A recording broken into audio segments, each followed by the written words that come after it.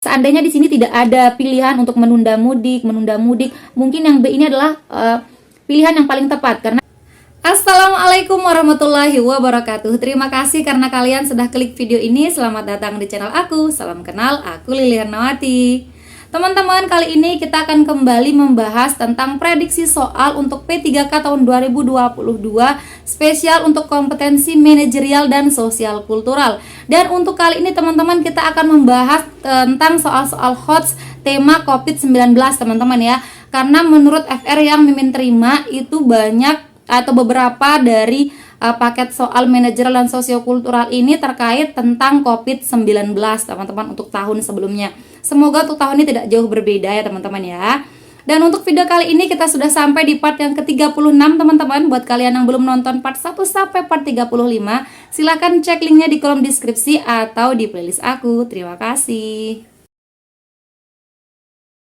Oke teman-teman, kita langsung mulai saja ya. Yang pertama Mimin mau ingatkan dulu tentang materi kompetensi manajerial berdasarkan Permenpan RB nomor 29 tahun 2021. Yang pertama adalah integritas, yaitu jujur, peduli, mandiri, disiplin, tanggung jawab, kerja keras, sederhana, berani, dan adil. Kemudian yang kedua adalah kerjasama. Yang ketiga komunikasi. Yang keempat orientasi pada hasil. Yang kelima pelayanan publik. Yang keenam pengembangan diri dan orang lain. Yang ketujuh mengelola perubahan. Dan yang terakhir adalah pengambilan keputusan. Kemudian kita lihat dulu pengertian kompetensi manajerial ini adalah pengetahuan, keterampilan, dan sikap atau perilaku yang dapat diamati, diukur, dikembangkan untuk memimpin dan atau mengelola unit organisasi. Jadi ini terkait tentang bagaimana kita memimpin dan mengelola untuk organisasi ya, di mana kita bekerja teman-teman. Kemudian selanjutnya tentang materi sosiokultural ini berdasarkan Permenpan RB nomor 29 tahun 2021 ada 4. Yang pertama adalah kepekaan terhadap perbedaan budaya. Yang kedua kemampuan berhubungan sosial. Selanjutnya kepekaan terhadap konflik. Dan yang terakhir adalah empati. Nah, pengertian sosiokultural ini adalah pengetahuan, keterampilan, dan sikap atau perilaku yang dapat diamati, diukur, dan dikembangkan terkait dengan pengalaman berinteraksi dengan masyarakat majmuk dalam hal agama, suku dan budaya, perilaku, wawasan kebangsaan, etika, nilai-nilai, moral, emosi, dan prinsip yang harus dipenuhi oleh setiap pemegang jabatan untuk memperoleh hasil kerja sesuai dengan peran, fungsi, dan jabatan. Jadi ini terkait dengan bagaimana kita berinteraksi di masyarakat ya teman-teman ya.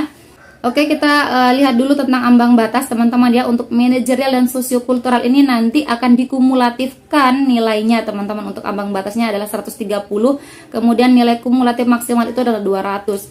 Untuk manajerial ada 4 pilihan jawaban, yaitu A, B, C, D dengan nilai paling tinggi 4, terendah 1. Kalau teman-teman tidak menjawab 0, usahakan teman-teman menjawab. Berbeda dengan sosiokultural ini ada 5 teman-teman. Pilihannya A, B, C, D, E. Tentu poin paling tinggi adalah 5 dan yang paling rendah adalah 1. Untuk tidak menjawab nilainya 0. Oke, kita langsung saja ke contoh soal yang pertama. Nina sudah merencanakan mudik pada libur panjang akhir bulan ini. Selain itu, ia juga sudah membeli tiket dan kado spesial untuk orang tuanya nanti. Sehari sebelum jadwal mudiknya, pemerintah mengeluarkan surat keputusan terkait pembatasan sosial akibat pandemik COVID-19. Setiap wilayah Indonesia dibagi atas 5 kategori atau zona berdasarkan risiko kenaikan kasus COVID-19, yaitu risiko tinggi zona merah, risiko sedang atau zona orange, risiko rendah zona kuning, tidak ada kasus zona hijau, dan tidak terdampak zona hijau muda. Pemerintah menghimbau agar seluruh penduduk yang berada di wilayah zona merah atau risiko tinggi agar tidak melakukan perjalanan dan tetap berada di rumah dalam beberapa hari ke depan hingga vaksinasi COVID selesai dilakukan. Nina berada di wilayah zona merah dan ia telah mendengar surat keputusan tersebut. Jika Anda adalah Nina, maka tindakan Anda: A. Tetap pulang karena pertimbangan kerugian yang banyak akibat tiket dan kado yang sudah saya sediakan. B. Tetap pulang dengan menerapkan protokol kesehatan secara ketat agar tidak tertular dan menularkan virus. C. Menunda mudik sampai pemerintah menyelesaikan vaksinasi COVID dan memperbolehkan saya mudik. D. Menunda mudik dan meminta pengertian orang tua saya. Oke teman-teman, buat kalian yang mau ikut menjawab silahkan di post dulu dan silahkan jawaban kalian ditetapkan dulu. Jika sudah, kita sama-sama jawab teman-teman ya. Jadi ini termasuk salah satu soal HOTS. Kenapa? Karena soalnya biasanya panjang untuk mengecoh kita teman-teman ya. Nah, di sini Nina mau pulang dan dia sudah membeli tiket dan kado spesial. Tapi dia berada di wilayah zona merah, di mana wilayah zona merah ini tidak dihimbau untuk tidak melakukan perjalanan dan tetap berada di rumah, teman-teman ya, selama beberapa hari hingga vaksinasi COVID selesai dilakukan. Nah, ini teman-teman ya intinya sebenarnya. Oke, kita lihat di sini teman-teman, yang A tetap pulang. Tetap pulang berarti dia tidak mematuhi himbauan untuk tidak pulang itu teman-teman ya, untuk orang-orang di zona merah. Meskipun pertimbangannya di sini dia rugi atau lain sebagainya teman-teman ya, kerugian tentu bisa dipikirkan nanti teman-teman, karena ini termasuk keselamatan banyak orang teman-teman ya. Jadi kalau tetap pulang langsung saja dieliminasi teman-teman. Yang A eliminasi saja. Kemudian yang B tetap pulang dengan menerapkan protokol kesehatan. Ini meskipun katanya menerapkan protokol kesehatan dengan ketat, tapi ini menurut Mimin sedikit poinnya karena dia pilih tetap pulang. Sedangkan di sini masih ada pilihan untuk menunda mudik. Assalamualaikum teman-teman, Mimin mau rekomendasikan buku yang berisi kumpulan soal dan pembahasan untuk seleksi kompetensi manajerial, sosial kultural, dan wawancara untuk calon PPPK tahun 2022 formasi guru dan non-guru. Buku ini berisi 11 paket yang terdiri dari 5 paket soal dan pembahasan untuk kompetensi manajerial, 3 paket soal dan pembahasan untuk kompetensi sosial kultural, dan 3 paket soal dan pembahasan untuk wawancara. Buku ini tidak tebal namun dapat mewakili setiap kompetensi soal dengan baik, berisi prediksi soal terbaru yang aplikatif. Harganya sangat terjangkau namun kualitasnya sangat bersaing dan unggul. Pembahasannya terperinci dan jelas. Yuk segera diorder. Terima kasih. Seandainya di sini tidak ada pilihan untuk menunda mudik, mungkin yang B ini adalah pilihan yang paling tepat karena dia tetap pulang tapi menerapkan protokol kesehatan secara ketat. Tapi di sini kita lihat teman-teman, C dan D ini masih memiliki poin lebih tinggi karena dia memilih menunda mudik, teman-teman, ini sesuai dengan himbauan. Jadi yang B ini kita langsung eliminasi saja. Yang C menunda mudik sampai pemerintah menyelesaikan vaksinasi COVID dan memperbolehkan saya mudik, atau yang D menunda mudik dan meminta pengertian orang tua saya. Mana yang kira-kira memiliki poin lebih tinggi teman-teman ya? Kalau menurut Mimin yang memiliki poin 4 itu ada di C teman-teman ya, sedangkan yang D ini poinnya 3. Kenapa? Karena kalau yang D ini dia menunda mudik dan meminta pengertian orang tua saya katanya. Tapi di soal tidak ditekankan bahwa orang tuanya ini sangat meminta dia untuk pulang. Tidak ada andil di soal ini bahwa orang tuanya ini sangat menginginkan dia pulang gitu. Apakah dia sakit keras atau apa ya teman-teman ya? Tidak ada.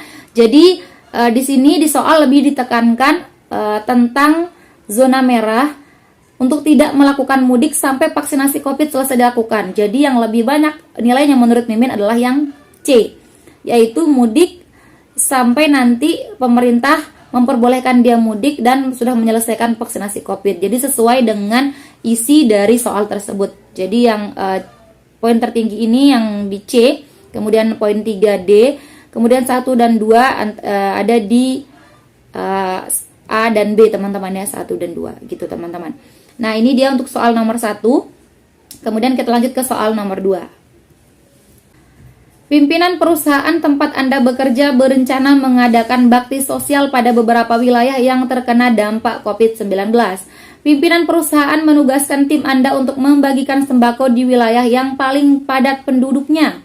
Hal utama yang Anda perhatikan agar acara berjalan dengan lancar adalah A. Jumlah sembako yang sesuai dengan jumlah penduduk agar semua penduduk mendapatkan sembako. B. Jumlah penduduk positif terkena virus COVID-19 maksudnya teman-teman nih ya, virus COVID-19 agar diisolasi terlebih dahulu. Kemudian yang C. Aturan yang harus diterapkan agar acara berjalan lancar. Atau yang D. Mekanisme pembagian sembako agar berlangsung sesuai dengan protokol kesehatan. Oke teman-teman, jika kalian sudah memilih jawaban, kita langsung jawab bersama-sama. Di sini tim Anda ditugaskan untuk membagikan sembako di wilayah padat penduduk. Sembako apa ini? Dalam rangka bakti sosial pada wilayah yang terkena dampak COVID-19. Dampak COVID-19 berarti berisiko teman-teman untuk tertular dan menularkan teman-teman ya di sana. Jadi apa nih yang teman-teman harus perhatikan? Yang pertama kita lihat yang A, jumlah sembako dan jumlah penduduk. Ini sudah sesuatu yang memang harus kalau kita mau membagikan sembako, teman-teman. Tapi di sini di soal ditekankan terkait COVID-19. Berarti yang A ini memiliki poin yang sedikit menurut Mimin, teman-teman ya. Kita eliminasi saja. Karena tidak sesuai dengan konteks yang ditekankan di soal tersebut. Kemudian yang B, jumlah penduduk positif terkena COVID-19 agar diisolasi terlebih dahulu. Kita nggak apa-apa keep dulu ya teman-teman ya. Kita keep dulu, kita lanjut dulu. Aturan yang C, aturan yang harus diterapkan agar acara berjalan lancar. Nah ini aturan, ini sama saja hal yang umum teman-teman ya, sama dengan yang A. Jadi ini kita eliminasi saja. Kita pilih dua pilihan yang kira-kira memiliki poin paling tinggi teman-teman.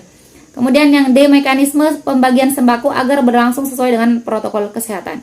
Jadi terkait dengan COVID-19 ini teman-teman, kalau ada pembagian sembako tentunya yang perlu kita perhatikan adalah bagaimana mekanisme pembagian sembako ini berlangsung sesuai dengan protokol kesehatan. Jadi agar tidak ada atau kecil kemungkinan untuk penularan COVID-19 ini teman-teman ya.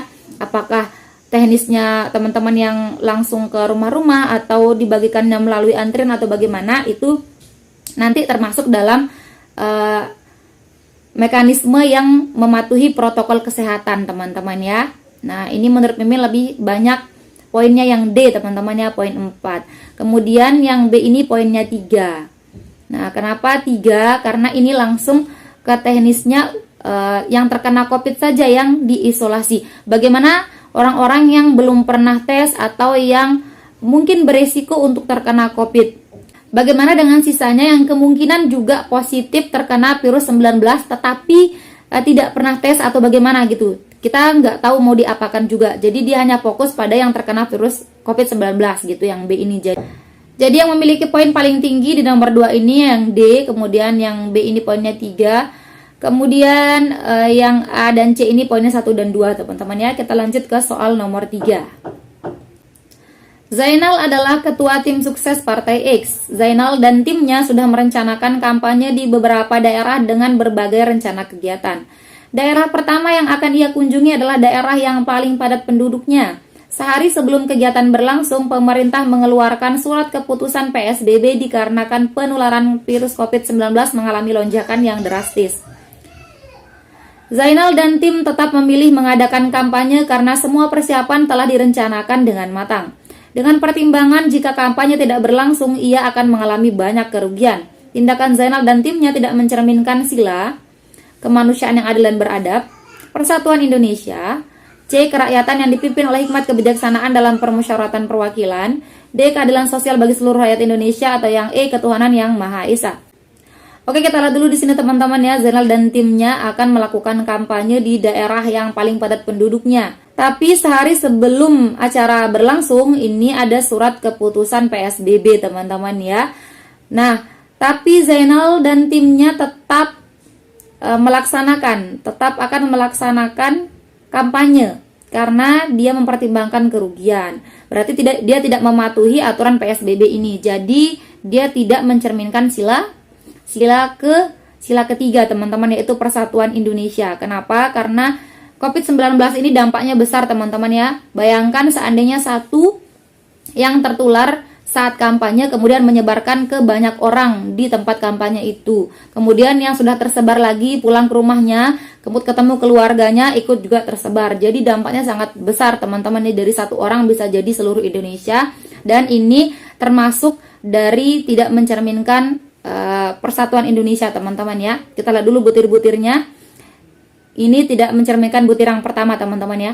Mampu menempatkan persatuan, kesatuan, serta kepentingan dan keselamatan bangsa dan negara sebagai kepentingan bersama di atas kepentingan pribadi dan golongan. Itu teman-teman untuk nomor 3 ini ya. Nah kalau ditanya kenapa bukan yang kedua atau yang kelima teman-teman, karena kalau yang kedua yang kelima ini sifatnya lebih khusus, antara misalkan dampaknya itu antara saya dan Anda saja gitu, atau antara beberapa orang saja. Itu baru kemungkinannya di sila kedua atau sila kelima. Tapi kalau yang terkait PSBB, kemudian COVID atau bencana-bencana alam lainnya, itu terkait dengan sila ketiga, yaitu persatuan Indonesia. Oke, kita lanjut ke soal yang nomor 4. Anda tinggal di daerah zona merah COVID-19. Zona merah merupakan wilayah yang berisiko tinggi penularan COVID-19. Suatu hari Anda ke minimarket terdekat untuk membeli keperluan dapur yang hampir habis. Anda melihat seorang pembeli yang mengenakan masker dengan kurang tepat. Ia hanya menutup bagian mulutnya tanpa menutup bagian hidung. Tindakan Anda adalah A. Mendekatinya dan memperingatinya jika ada kesempatan. B. Memberitahukan kekeliruannya dalam menggunakan masker dengan sopan demi keselamatan bersama. C. Meminta petugas keamanan untuk memberi peringatan karena saya malu. D. Membaca berita terkait cara penggunaan masker yang benar dengan suara keras agar ia mendengarnya. Atau yang E. Memberitahukannya dengan bahasa isyarat agar ia tidak tersinggung. Oke teman-teman, kita lihat di sini teman-teman berada di zona merah teman-teman ya. Kemudian Anda ke minimarket terdekat, berarti masih ada zona merahnya kemungkinannya, masih termasuk zona merah. Dan Anda melihat ada seorang pembeli yang menggunakan masker dengan kurang tepat. Nah, tindakan Anda bagaimana teman-teman? Oke, yang A, mendekatinya dan memperingatinya jika ada kesempatan. Kata jika di sini berarti kemungkinan Anda bisa tidak memperingatinya. Jadi yang ini kita eliminasi saja teman-teman, kita cari dua yang memiliki poin paling tinggi ya. Kemudian yang B, memberitahukan kekeliruannya dalam menggunakan masker dengan sopan. Kita garis bawahi dengan sopan demi keselamatan bersama. Oke, kita keep dulu teman-teman yang B. Kemudian yang C, meminta petugas keamanan untuk memberi peringatan karena saya malu. Di sini baik sebenarnya meminta petugas keamanan untuk memberitahu, tapi di sini karena saya malu, ini menunjukkan sesuatu yang ada yang celah kekurangan dalam diri kita yang kita tonjolkan dalam soal ini. Jadi dalam jawabannya teman-teman ya, jadi ini kira-kira poinnya 3 menurut Mimin. Ini kita eliminasi saja teman-teman ya. Kemudian yang D, membaca berita terkait cara penggunaan masker yang benar dengan suara yang keras agar ia mendengarnya. Nah, ini malah membuat dia tersinggung teman-teman.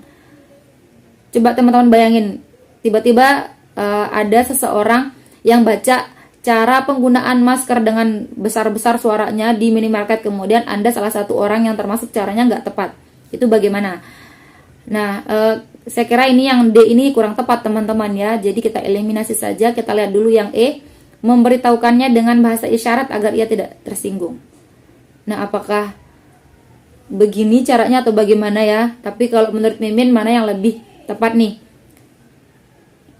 B atau E? Kalau B ini memberitahukannya dengan cara yang sopan demi keselamatan bersama atau memberitahukannya dengan bahasa isyarat.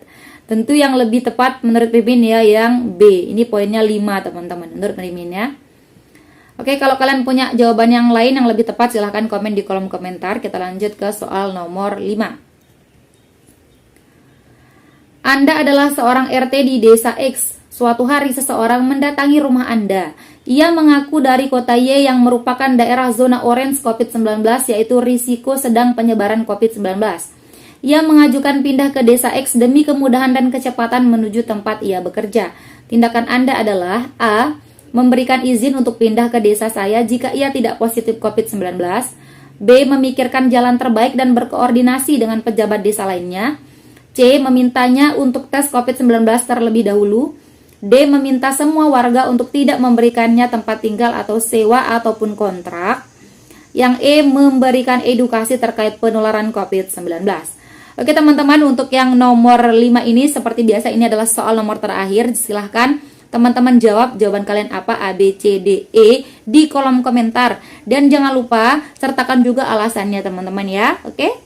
Oke teman-teman, itu saja video kita kali ini. Terima kasih untuk partisipasi kalian dan terima kasih juga karena teman-teman sudah menonton video ini sampai akhir. Jika menurut kalian video ini bermanfaat, jangan lupa dukung Mimin dengan klik like, komen, subscribe, dan nyalain juga tombol lonceng kalian. Dan jangan lupa untuk share video ini ke teman-teman kalian yang lain supaya manfaatnya tidak berhenti di teman-teman. Oke, terima kasih teman-teman. See you next time and bye-bye. Assalamualaikum warahmatullahi wabarakatuh.